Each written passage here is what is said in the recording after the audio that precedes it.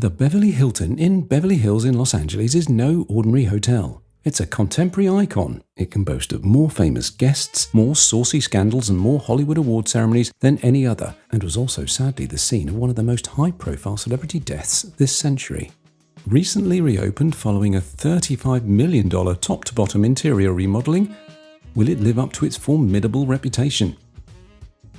The Beverly Hilton is situated on an 8.9-acre triangular site where Santa Monica and Wilshire Boulevards come together, and just minutes from Rodeo Drive, and therefore has that prestigious Beverly Hills 90210 address. Beverly Hills is preposterous. It's a city surrounded by two other cities, Los Angeles and West Hollywood. Its wide, leafy roads are scattered with mansions, and its famous residents are far too many to mention.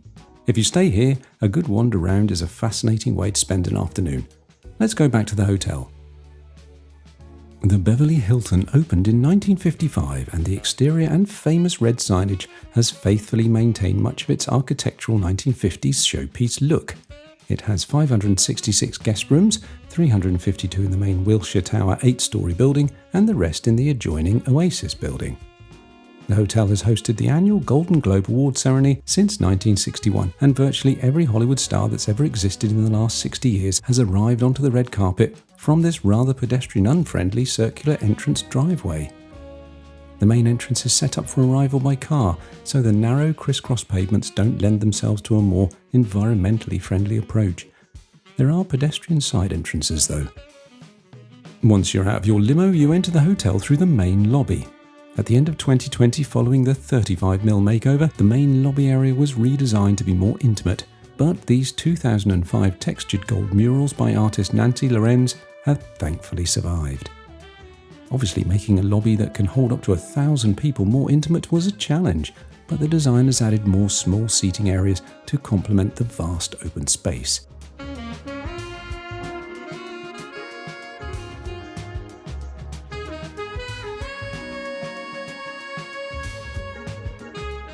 The corridors of the hotel are covered in portraits of famous guests kicking around in here, and you'll spend an age looking at them.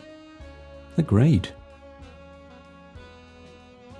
The external but fully enclosed courtyard area boasts the largest heated pool in Beverly Hills, the Aquastar Pool, and that's surrounded on two sides by some beautiful cabana rooms which make you really feel you're in a Californian beach club in the golden age of the 50s and 60s.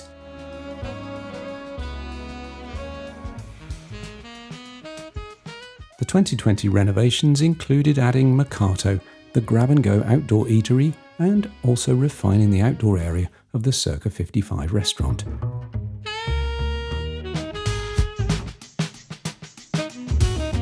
In 1999, Hollywood star Angelina Jolie swore she would jump into the Hilton's pool in her ball gown if she won a Golden Globe for Gia.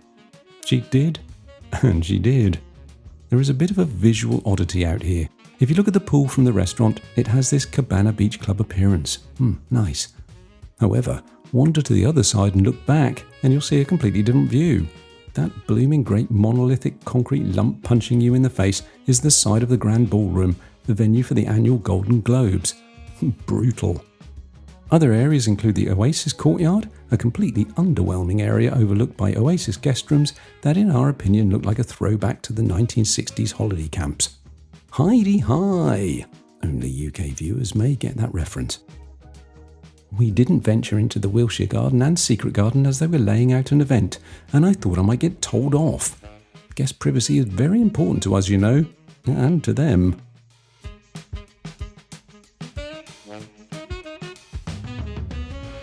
The Wilshire Tower is shaped like a Y, and the guest room corridors are a bit disorientating at first. The rooms and suites at the Beverly Hilton have had their fair share of sexy scandals, from presidents to politicians to film stars and million-dollar madams. Far too many to go into detail here, so what makes these halls so special for stealthy, star-studded, super spicy scenarios? Our room 736 was on the 7th floor of the main Wilshire Tower building, within which every single room was refurbished in the 2020 renovations. We can't comment on the rooms in the Oasis building, but in our opinion, if you want the authentic Beverly Hilton experience, make sure you book a room in the Wilshire Tower. Upon entering, you'll immediately be impressed by the amount of natural light from the wall of glass that covers a whole side of this generously spaced room. I'm going to go straight outside onto the balcony because I can't speak for the rest of the rooms, but this one has a gorgeous view over those impossibly expensive mansions and across the Hollywood Hills. The Hollywood sign is a little bit more to the right of us, beyond that part of the Wilshire Tower. The balcony is spacious and furnished well. This one's northwest facing, but being out of the direct toasty Cali sunshine, that's fine by us. Going back inside, we just love the decor and colour scheme. The style of furniture has an Alice in Wonderland vibe, but in dusty teal and champagne, with decent splashes of cream, white and chrome. And it all looks so new. Well, that's because it is. There are sockets aplenty, so keep your charging bricks in the suitcase. And this is the most innovative safe we've seen. It's much easier to access and use than the majority that are stuffed at the back of a cupboard shelf. You get these funky bottles of water upon arrival, and these can be refilled with filtered water at the water and ice stations on each floor. They're fully recyclable, so that's a big hurrah from us. The in-room iPad system really impressed us too. Intuitive, feature-packed and an easy-to-access room service menu. Beverly Hilton have got it so right where others have not. One of the first things you want to do following a late check-in after a long day's travel is drop your bags, collapse onto the bed and order room service. Perfect. Of course, there are more dining options and they're coming up soon, so please keep watching. The bathroom is equally as gorgeous. It really does look like they've ripped everything out and started again. The lights dim beautifully, and look at this shower screen. Such precise and purposeful engineering.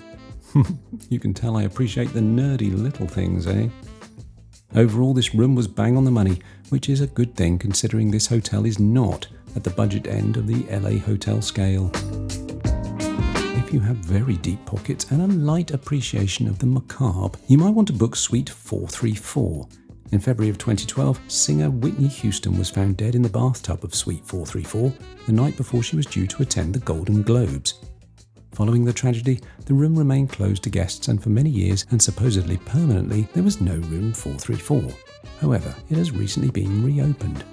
Beverly Hilton said, "Out of respect for the family and fans of Whitney, all original content and furnishings of the guest room where she stayed were removed, and the space has been thoroughly refreshed." Perhaps the words of American motivational novelist H. Jackson Brown Jr. had an influence. Nothing is more expensive than a missed opportunity. Circa 55 is named after the year the hotel opened and specialises in Californian classic cuisine, which is exactly what we came to this part of the world for. It's open for breakfast, lunch and dinner, all day in other words, and we enjoyed both an evening meal here and a couple of breakfasts, as you can see from the foodie shots incoming. The cool evenings are not a problem as there's ample outdoor heating, and we much prefer to eat al fresco when we can, especially here where we felt the inside was a little bit dark during the day, which would be fine in the evening of course. As you can see from the menus, the food is not cheap either, but given your iconic surroundings and the fact you're slap bang in the middle of Beverly Hills, I guess it's to be expected. I had the signature Beverly burger and Helen had the avocado quesadilla, which was delicious but so dull to look at I didn't film it. Breakfast was included in our room rate, but choose carefully as it's not a free-for-all. Check what's included before you order everything off the menu. It's not one of those hotels. Over the 2 mornings we had the frosted flake French toast, the avocado toast and the smoked salmon toast. I guess we both like toast. As you can see from this bill, even a modest breakfast soon adds up. Having said all that, the food was delicious and we didn't have any complaints.